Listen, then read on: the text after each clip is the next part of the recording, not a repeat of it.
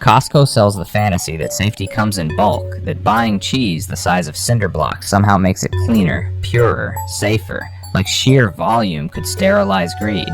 But inside those mega packs of Kirkland, signature cheeses lurk something far less wholesome. A history of contamination, hidden cruelty, and corporate math that treats risk like a rounding error.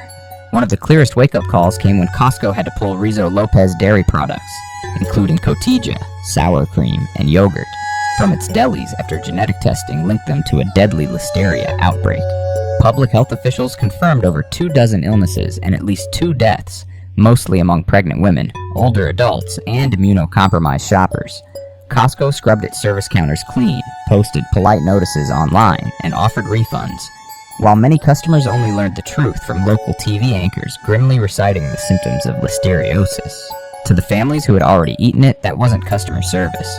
It was an obituary with a receipt, and that was far from their only flirtation with disaster.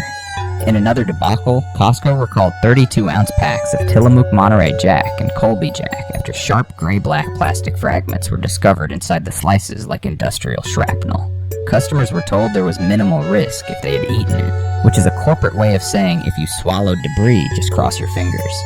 Costco has also been repeatedly caught up in recalls of ready-to-eat sandwich boxes and snack packs after listeria was detected, with over 10 hospitalizations linked to one Fresh and Ready Foods cluster alone in California and Nevada.